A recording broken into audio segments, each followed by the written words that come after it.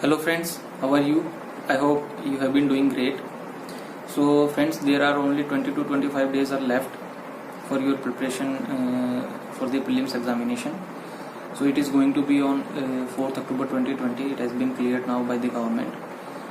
So in this video, I would very briefly talk about how to approach the current affairs in these last 20 days. So what are the things that you should focus upon and how to approach the current affairs. So I would be very briefly talking about this, so it may help you. So friends, I am considering that you have done the current affairs from various sources, like if you are doing it from monthly magazines or if you are doing it from newspaper or from any other source, then at least once you would have done the current affairs that is relevant for the UPSC examination.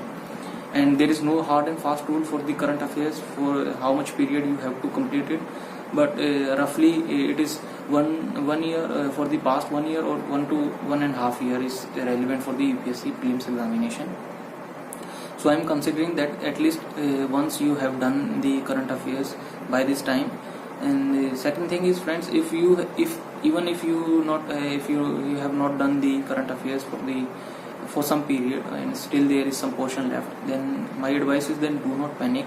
There is no reason to panic at this point of time, because if you panic, it will lead to further making a pressure on you, and that will decrease your attention and you will not be able to focus on your studies. That will further make an increase in the pressure on you, and it will push you into a vicious cycle. So it will not help you. So do not panic.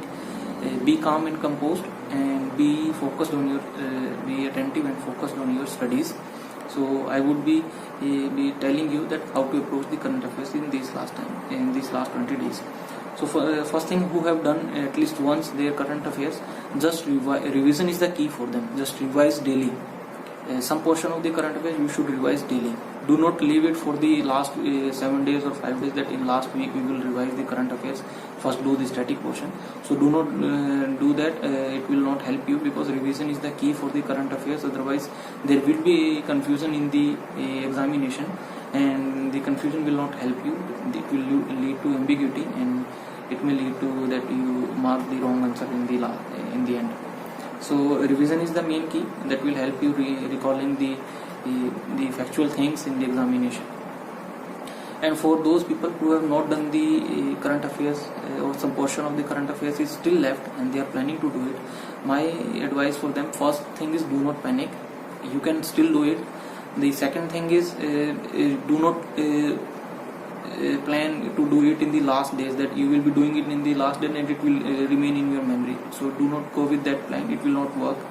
The thing is, do it now. If you have still some portion of the current affairs is left for you, then do it now, today itself. Start from today itself.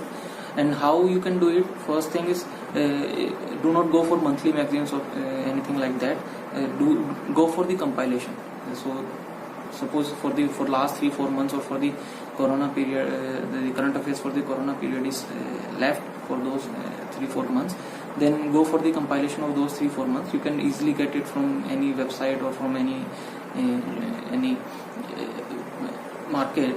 So like PT365 is there from Vision IAS, even Insights and Forum IAS, everything, every coaching institute is giving you compilations for the current affairs. So you, first thing is, go for the compilation. Do not go for the whole monthly magazine. You would not be able to complete it. Second thing is, you can also watch video in 2x speed or something. It will help you cover the current affairs in very less time. Further, the things which you have heard and things which you have read, there is higher possibility that you will remember the things, and you will be able to recall those things which you have heard in. So you can watch video. Now the thing is, which are the main important points for the current affairs is, while doing the current affairs, I know that you must have done it from various monthly magazines and from various sources, but even then, now you are revising them. There are some factual points, and there are some words, or there are some targets are there. So you have to note down those factual points and important points, those important words, on some page or some any A4 size paper, or any sticky notes. Make sticky notes and stick it on your paste it on your wall. So note down those important points and revise them daily. The other thing is, do not leave the current affairs for the last 5 or 7 days. Revise them daily, break them into modules. Like you are doing your static portion, along with the static portion also revise the some module of the current affairs. Like for polity, you are doing with the for the static portion of the polity, you also doing the current affairs of the polity.